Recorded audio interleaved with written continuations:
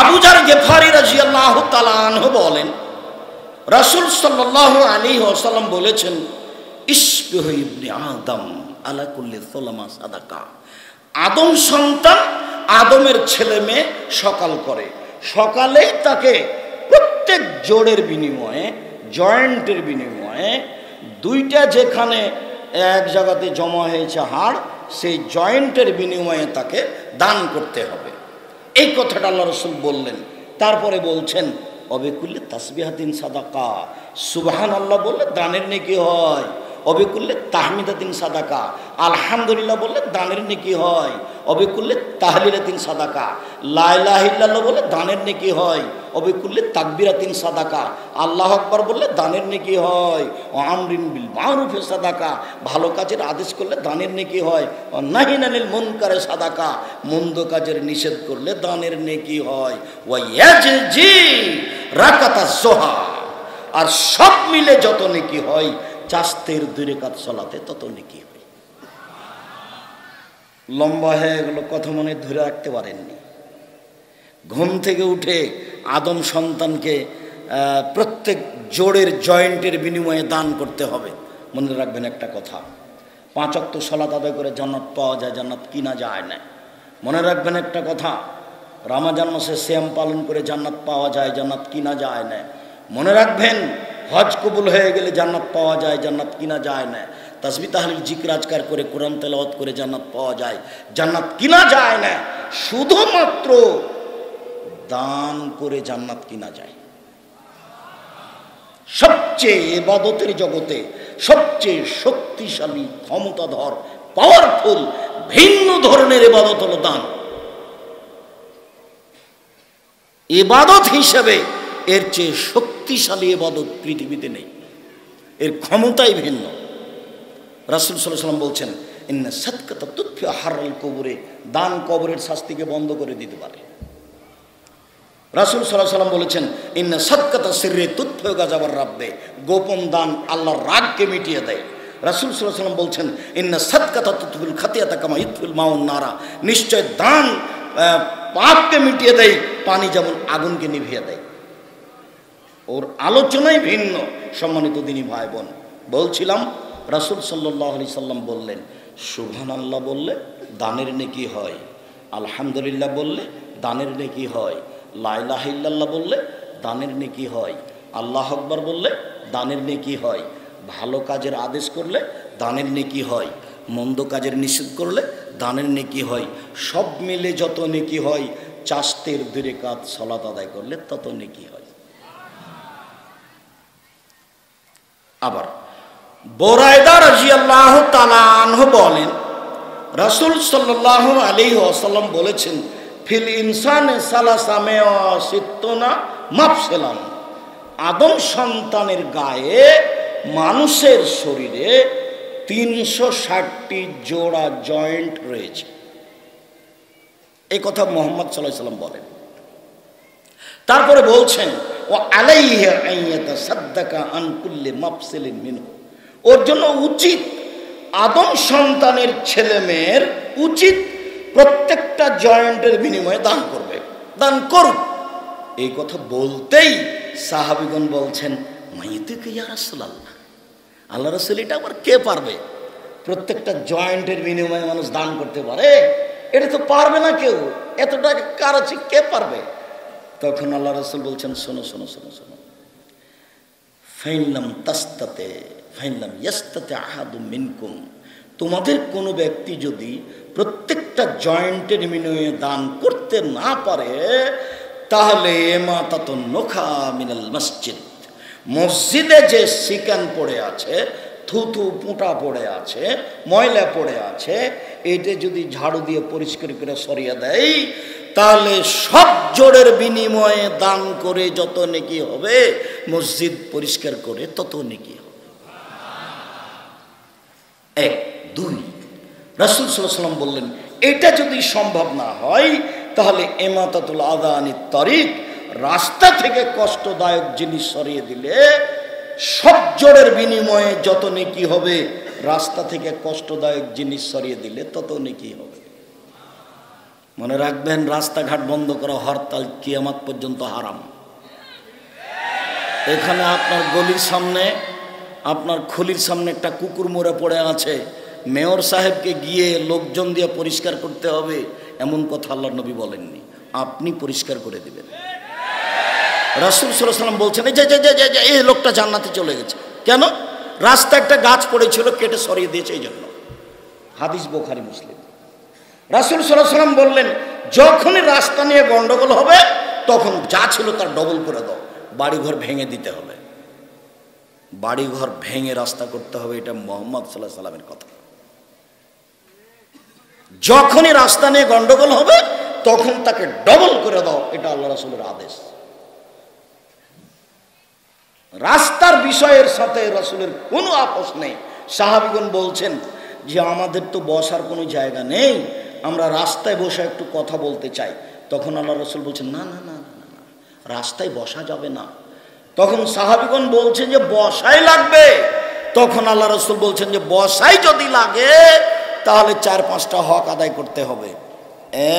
1, চক্ষু নিচু রাখতে হবে। 2, ভালো কাজের আদেশ করতে হবে। 3, মন্দ কাজের নিষেধ করতে হবে। 4, কেউ যদি রাস্তা জানতে চায় যে কোন দিকে যাব, আমি অমুক জায়গায় যেতে চাচ্ছি, তাহলে তাকে রাস্তা দেখিয়ে দিতে হবে। কয়েকটা শর্তে অল্প সময়ের জন্য রাস্তায় বসতে রাসূল সাল্লাল্লাহু আলাইহি ওয়াসাল্লাম এইভাবে অনুমতি দিলেন। রাস্তার সাথে কোনো আপোষ নেই। কেউ যদি রাস্তা থেকে কষ্টদায়ক জিনিস সরিয়ে দিতে পারে তাহলে সব জোরের বিনিময়ে দান করে যত নেকি হবে, এই কাজে তত নেকি হবে। এবার চলে আসেন, রাসূল সাল্লাল্লাহু আলাইহি ওয়াসাল্লাম বলছেন ওয়া ইয়াজজি মিন যালিকা রাকাতাজ যুহা, আর সব মিলে যত নেকি হবে চাষতের 2 রাকাত সালাত আদায় করলে তত নেকি হবে। সম্মানিত দিনী ভাই বোন, আপনাকে চাষতের সালাত সম্পর্কে এই পর্যন্ত শুনিয়ে আপাতত চাষতের সালাত এখানেই শেষ করলাম। সালাতুল্লাহ আবিন। যায়েদ ইবনে আরকাম রাদিয়াল্লাহু তাআলা আনহু বলেন আন্নাহু রা কওমান ইসাল্লি দুহা। যায়েদ ইবনে আরকাম কিছু লোককে আপনার চাষতের সালাত আদায় করতে দেখলেন। তারপরে বলছেন ও সালাতুল্লাহ আবিন আফজালু মিন হাজা, আওয়াবিনের সালাত এর চেয়ে উত্তম। তাআলা রাসূলুল্লাহ সাল্লাল্লাহু আলাইহি ওয়াসাল্লাম হিনা তারমুজুল ফিসাল। চাষতের সালাত হচ্ছে যখন উটের বাচ্চা, ঘোড়ার বাচ্চা বালু গরম হয়ে গেছে সেই জন্য দাঁড়িয়ে থাকতে পারে না। বালু এমনভাবে গরম হয়ে গেছে যে ঘোড়ার বাচ্চাটা দাঁড়িয়ে থাকতে পারে না, ছুটাছুটি করছে। বলেন তো, আমরা তো দিয়াড়ের মানুষ, পাশে নদী আছে, বালু গরম হতে মোটামুটি কয়টা বাজতে পারে? 10:30, 11টা, 12টা। 10:30টার আগে নয়, যার জন্য সালাতুল আবিন হলো 10:30, 11টার সময়, 11:30টার সময়।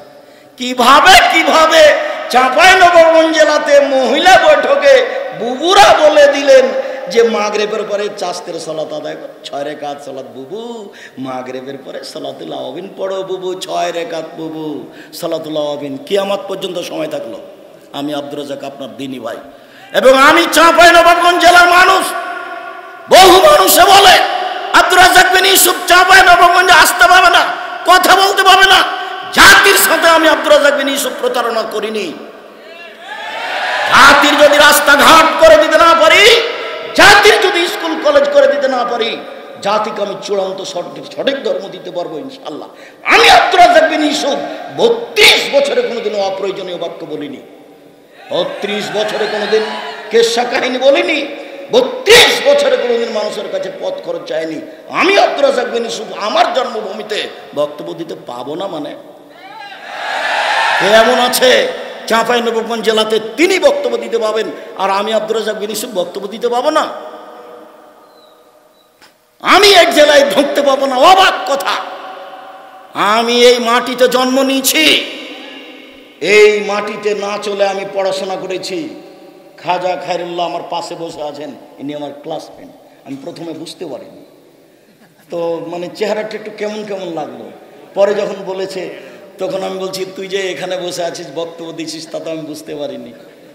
ছাত্র জীবনে খুব বেশি হাসাতো। সম্মানিত দিনী ভাই বোন, আমার এটা খুব আফসোস হয়। আমি বলতে পারবো না মানে আপনি আমার দিনী বোন, কোনো সময় আপনি আমাকে এড়িয়ে চলার চেষ্টা করবেন না। আমি শরীয়ত সব না বুঝলেও 26 বছর থেকে ফতোয়া লিখি। আমি ভালো বুঝি, তবে আমি ভুলের ঊর্ধ্বে নই, আমি মানুষ। আমি 88 আগস্টের 20 তারিখ থেকে পড়াই, শিক্ষক, আর নিয়মিত আমার বুখারী মুসলিমের দাস আছে। আমি সাধারণ মানুষ, এভাবে থাকি দেশ বিদেশে। আমি কোনোদিন নিজের রূপ চেহারা দিয়ে, পোশাক দিয়ে জাতিকে প্রতারণা দিতে চাইনি। আমি নিজের সুবিধা কোনোদিন ভোগ করতে চাইনি, আমি প্রয়োজন মনে করি না।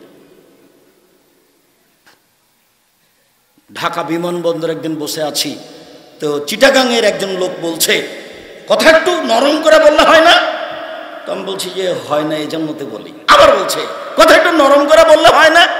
তো না বললে হয় না, না বললে হবে। তা আমি বললাম যে না হবে না। তা আবার বলছে যে না বললে হবে।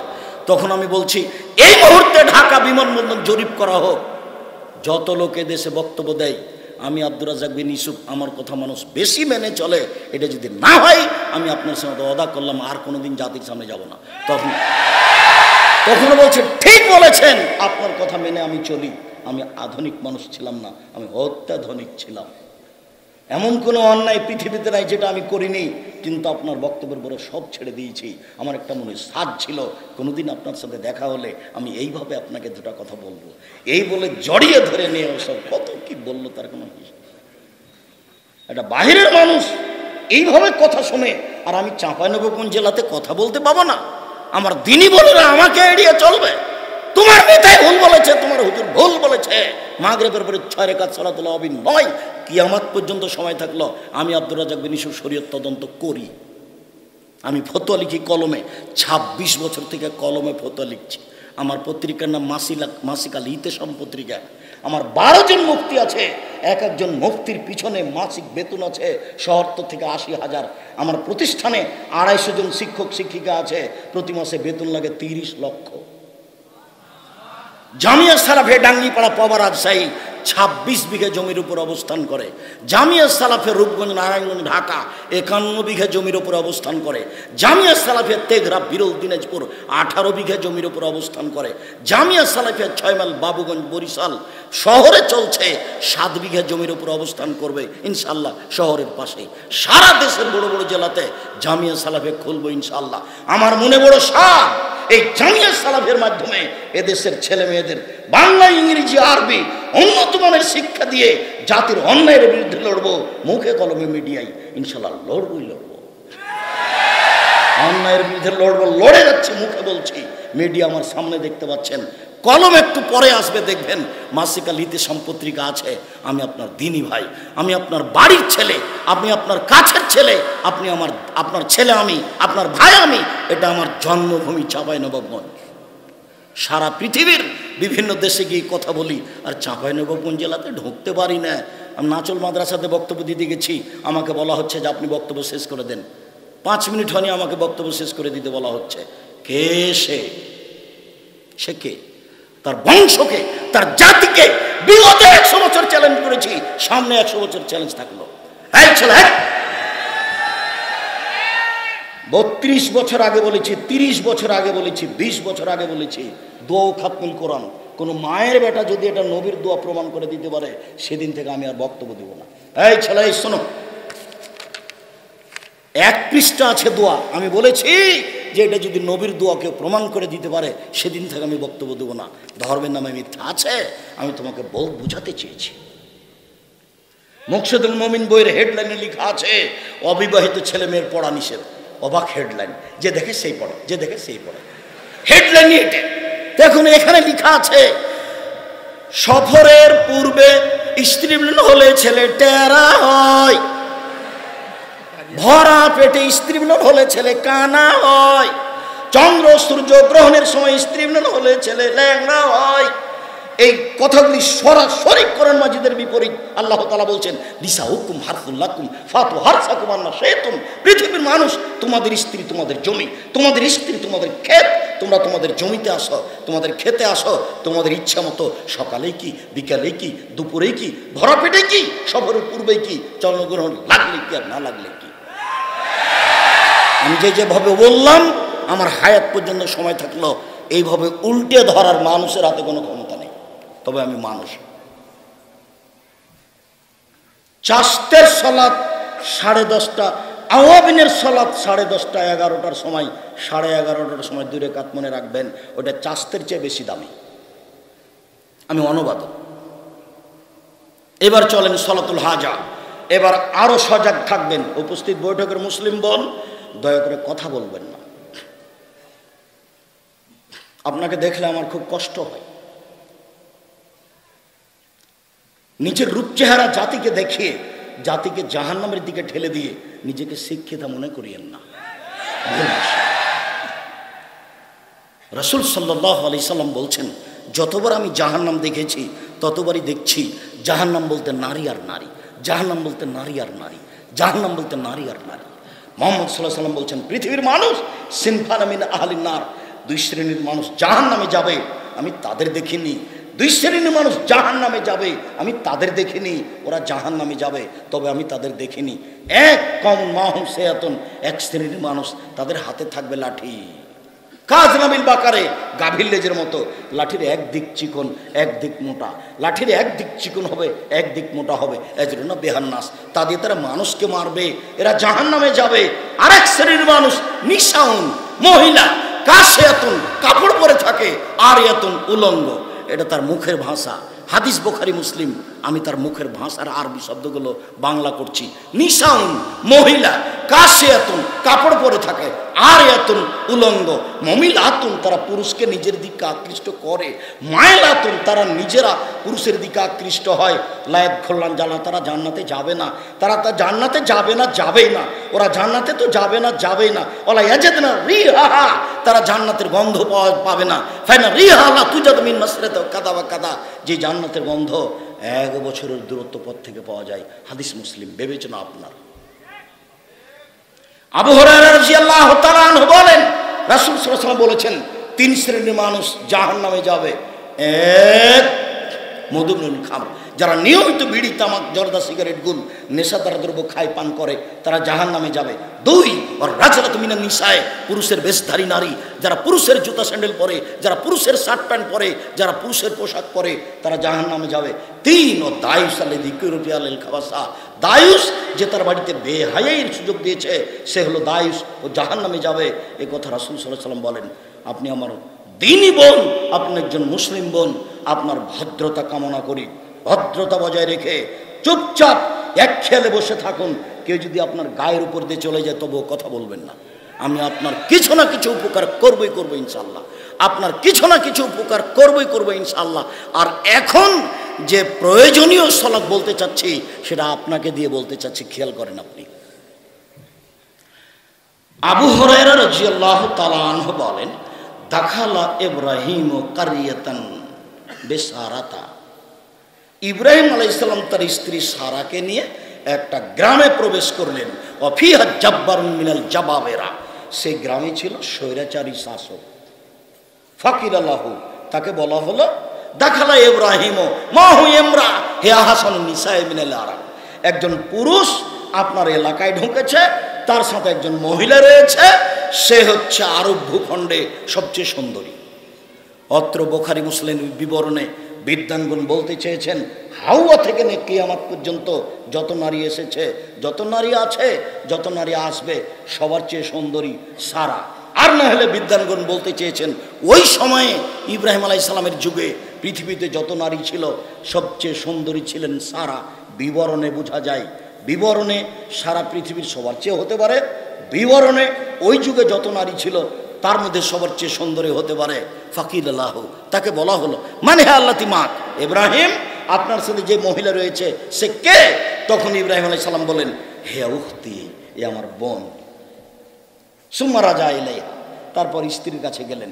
স্ত্রীর কাছে গিয়ে বলছেন, সারা আমি আখবার তোমার নাকি উক্তি, আমি কিন্তু তাদেরকে বলে দিয়েছি তুমি আমার বোন, ফলে তুকে দিবি বেহাদিসি, তুমি আমাকে মিথ্যুক প্রমাণ করো না। এখন যদি তুমি বলো এটা আমার স্বামী, তাহলে আমি কিন্তু মিথ্যুক হয়ে যাব। দেখো আমি কিন্তু তাদেরকে বলে দিয়েছি তুমি আমার বোন, তুমি এখন আর বলো না যে এটা আমার স্বামী। আর একটা কথা শুনে রাখো সারা, ইন আলাল আর যে মোমেনুন গাইরো গাইরোকে, আমি আর তুমি ছাড়া এই মাটির উপরে কোনো মুসলিম পুরুষ নারী নেই, এই হিসাবে আমরা দুইজন ভাই বোনও বটে।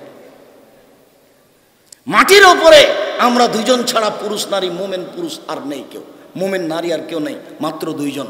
এরপরেও ফারসালা বেহা এলাইহে, স্ত্রীকে রক্ষা করতে পারলেন না, পাঠিয়ে দিলেন স্বৈরাচারী শাসকের কাছে, ফাকামা এলাইহা, ওর কাছে ঢুকতেই স্বৈরাচারী শাসক দাঁড়িয়ে তার দিকে আগিয়ে গেল। যেমন আগিয়ে গেছে তেমন সারা বলছেন থামেন, আগে অজু হবে, 2 রাকাত সালাত হবে, তারপরে কোনো কথা। সারা অজু করলেন, 2 রাকাত সালাত আদায় করলেন। সালাত আদায় করে বলছেন এবার দেখেন, আল্লাহুম্মা, হে আল্লাহ, ইন কুনতু আমানতু বিকা ওয়া রাসূলিকা ওয়া আসামতু ফারজি লিল্লাহ জাওজি, আমি যদি তোমাকে আল্লাহ বলে মেনে নিয়ে থাকি, আমি যদি ইব্রাহিমকে নবী বলে বিশ্বাস করে থাকি, আমার জিন্দেগিতে আমার লজ্জা স্থানকে আমার স্বামী ছাড়া কাউকে ব্যবহার করতে না দিয়ে থাকি, এই কথা 3টে যদি সত্য হয়ে থাকে, 1, আমি তোমাকে আল্লাহ বলে মানি, 2, ইব্রাহিমকে নবী বলে মানি, 3, জিন্দেগিতে আমি কোনোদিন জিনা করিনি, এই কথা 3টে যদি সত্য হয়ে থাকে, ফালা তুসাল্লি তালায়াল কাফেরা, তাহলে এই নির্জন ঘরে এই কাফের যেন আমার গায়ে হাত লাগাতে না পারে। কথা শেষই হয়নি, স্বৈরাচারী শাসক উল্টে পড়ে গেছে। উপস্থিত বৈঠক হলো মুসলিম বোন, আপনার সাহস হয়? কি দিয়ে সাহস হবে? আপনার তো গায়ে ছোট ব্লাউজ আছে, আপনি কিভাবে বলবেন এই কথা? আপনি তো নগ্ন পোশাকে স্কুল কলেজে যান, কি দিয়ে বলবেন? আপনার সাহস কোথায়? এখন আপনার মাথার চুল এই শীতের দিনে খোলা আছে, আপনি ক্লাস 10-এ পড়েন, অথচ আপনার বাপ আছে, অথচ আপনার মা আছে। জন্ম দিতে পারলে বাপ হওয়া যায় না, ক্ষমতার নাম বাপ। প্রসাব করাতে পারলে মা হওয়া যায় না, ক্ষমতার নাম মা। 1 মিনিট এক খেলে চেয়ে থাকবেন, বাস্তব আপনি যে মা নন, বাস্তব আপনি যে বাপ নন, এটা আপনাকে দেখাচ্ছি। আপনি আসলে জন্মসূত্রে বাপ, আপনি আসলে প্রসব সূত্রে মা। মা এবং বাপের যেটা কাজ সেটা আপনি করেননি। 1 মিনিট আমার দিকে দেখেন, কথা আমার এখানে আছে।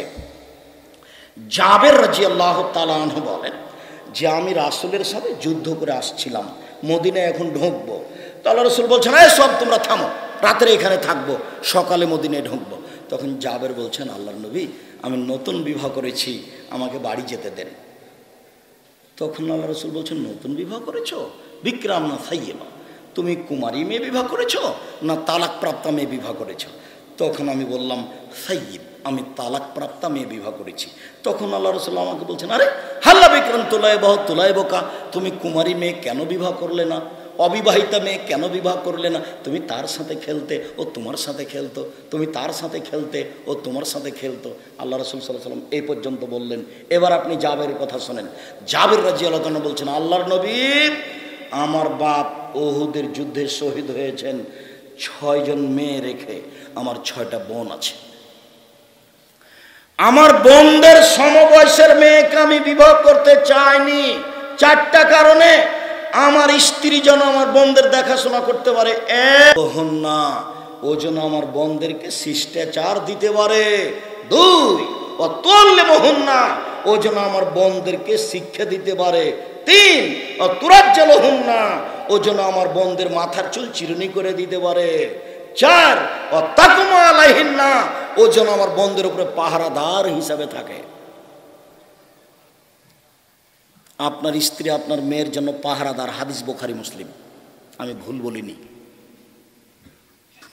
জন্ম দিতে পারলে বাপ হওয়া যায় না, ভুল হিসাব আপনার। প্রসব করাতে পারলে মা হওয়া যায় না, ভুল হিসাব আপনার, হাদিস বুখারী মুসলিম। বিবেচনার কোনো সুযোগ নাই। একটু চিন্তা ভাবনা করে দেখি সে তো কি করা যায়, এরকম সুযোগ নাই। এটাই যেটা বলছি, এটাই একবারে 100 এর বিকল্প কোনো পথ নাই, কোনো পথই নাই। আপনার স্ত্রী আপনার ছেলে মেয়ের জন্য পাহারাদার। ওর মাথার চুল ঠিক আছে কিনা আপনার স্ত্রী দেখবে, ঠিক মতো চলাফেরা করে কিনা আপনার স্ত্রী দেখবে, ঠিক মতো পড়াশোনা করে কিনা আপনার স্ত্রী দেখবে। সুন্দর করে ফুল বানাতে পারে। মা খুশি হয়ে গেছে, কত সুন্দর ফুল বানাতে পারে। সুন্দর করে মেয়ে রান্না করতে পারে, মা খুশি হয়ে গেছে, মেয়েটি রান্না করতে পারে। বেঢাঙ্গা হয়ে দুলাভাইয়ের সামনে যেতে পারে, মা খুশি হয়ে গেছে। অযোগ্য মা প্রস্রাব করাতে পারে, বাচ্চা মানুষ করতে পারে না। সম্মানিত দিনী ভাই বোন, বলছিলাম বিপদে পড়ে 2 রাকাত সালাত, তার নাম সালাতুল হাজা। এ দেখেন বিপদে পড়ে। আরেকটু আবু হুরায়রা রাদিয়াল্লাহু তাআলা আনহু বলেন, রাসূল সাল্লাল্লাহু আলাইহি সাল্লাম বলেছেন, লাম ইয়াতাকাল্লাম ফিল মাহদি ইল্লা সালাসা। দুধ খাওয়া অবস্থায় মাত্র 3 জন কথা বলেছে। 3 জন। এক, ঈসা আলাইহিস সালাম দুধ খাওয়া অবস্থায় কথা বলেছেন। 2, কান রাজুলুন ফি বানি ইসরাঈল ইকাল্লাহু জুরাইজ। আজ থেকে নিয়ে হাজার হাজার বছর পূর্বে একটা লোক ছিল, তার নাম ছিল জোরাইজ। ইসল্লি ফি সাওমাতিহি, তিনি তার গির্জা ঘরে ইবাদত করছিলেন। ফাআতাতহু উম্মুহু, তখন তার মা তার কাছে আসলো। ফাদাআতহু, তার মা তাকে ডাকলো, আব্বু জোরাইজ, জোরাইজ। কোনো উত্তর দিল না। জোরাইজ বলছে, উজিবা উসাল্লি, আমি এখন সালাত আদায় করব না মায়ের ডাকে সাড়া দিব?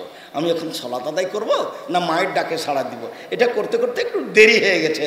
তখন মা বদদুয়া করে বলছেন, আল্লাহুম্মা লা তুমিতহু হাত্তা তুরিহু জুহাল মুমিসাত। আল্লাহ তুমি এই ছেলের মরণ দিও না পতিতালয়ের মহিলার মুখ দেখা পর্যন্ত। আল্লাহ আমার এই ছেলের মরণ দিও না পতিতালয়ের মহিলার মুখ দেখা পর্যন্ত।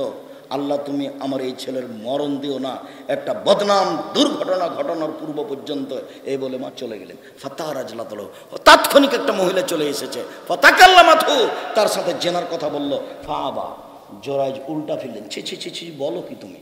তোমার সাথে আমি জেনায় লিপ্ত হব মানে? ফাতাতির রায়া, মহিলা একটা রাখালের কাছে আসলো। ফামকানাতহু, রাখালকে জোর করে চেপে ধরলো, জেনা করলো। ফাওয়ালাদাত গোলামান, একটা বাচ্চা প্রসব করলো। কালাত হাজামিন জোরাইজ, বলে দিল এই বাচ্চা জোরাইজের।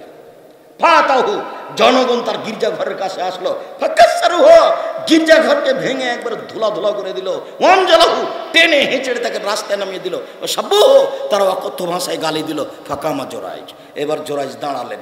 তাওয়াদ্দা, ওযু করলেন। ও সাল্লা রাকাতাইন, 2 রাকাত সালাত আদায় করলেন। ফাআতাল গোলামা, ও দুধের বাচ্চার কাছে আসলেন। দুধের বাচ্চাকে বললেন, মানাবুকা, ও দুধের বাচ্চা বলো তো তোমার বাপকে?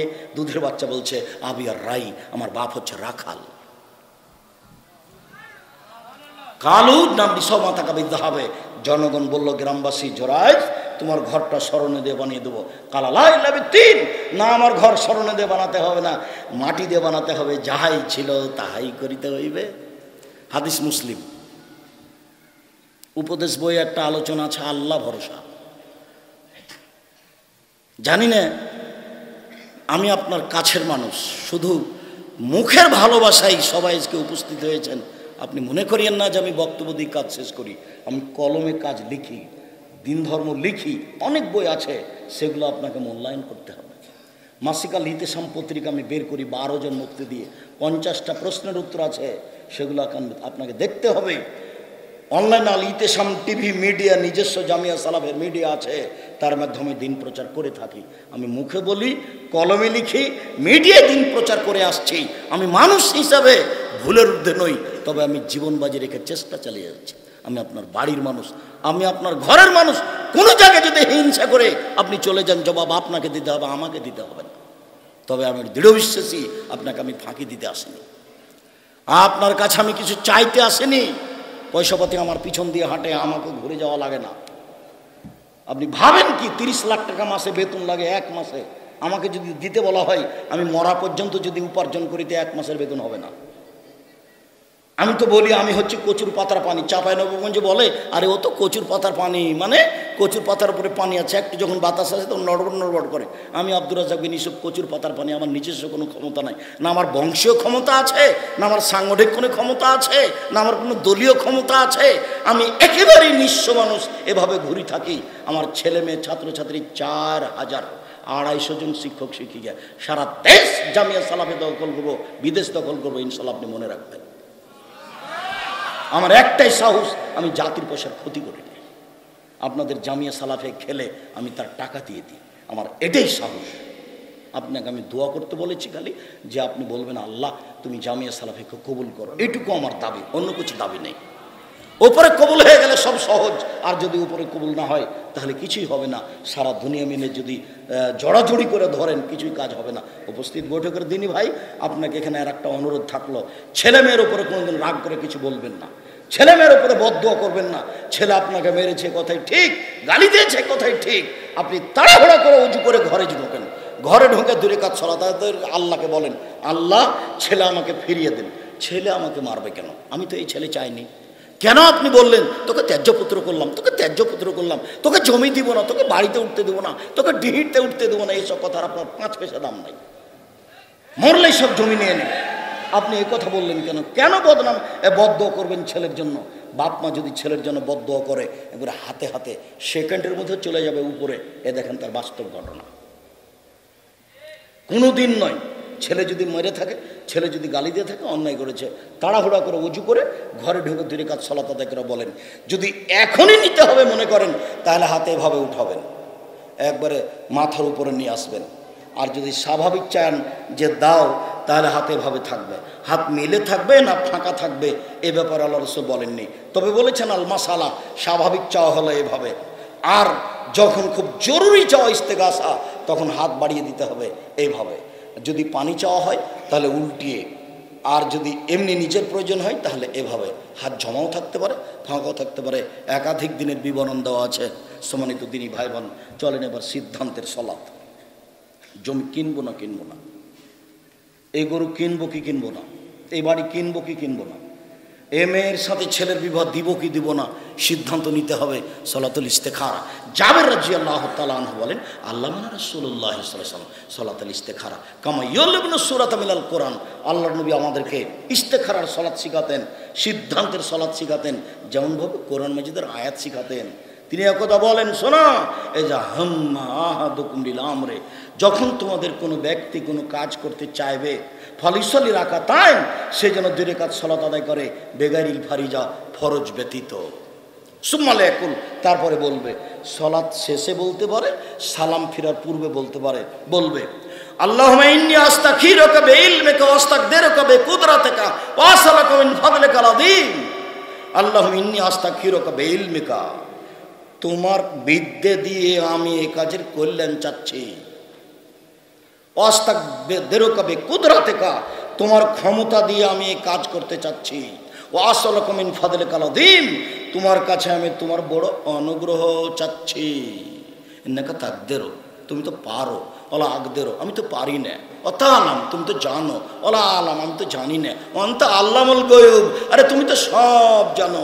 আল্লাহুম্মা ইন কুনতা তা'লামুনা হাযাল আমরা খায়রুল ফি দীনি ওয়া মা সুআকিবাতি আমরি, তুমি যদি মনে করো এই জমি কিনা আমার জন্য ভালো হবে, আমার জীবনের জন্য ভালো হবে, আমার পরকালের জন্য ভালো হবে, 1 ফাকদের লহু, করতে সক্ষম করে দাও, 2 ওয়াসর হলি, এটা সহজ করে দাও, 3 বারিকলি ফিহে, এতে বরকত দাও। বক্তব্যের একটা জরুরি অংশ চিরদিন থেকে গেল, সেটা হলো বরকত। জমি জায়গা অর্থ সম্পদে বরকত থাকতে হবে, নইলে আপনি টিকতে পারবেন না।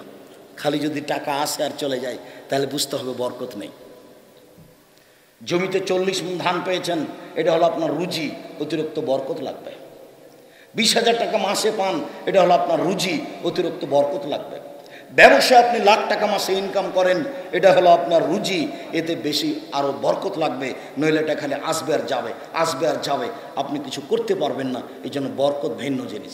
আয়েশা রাদিয়াল্লাহু তাআলা আনহা বলেন যে আল্লাহর নবী যখন চলে গেলেন তখন অর্ধশা আটা আলমারির ওপরে রেখে দুনিয়া থেকে চলে গেলেন।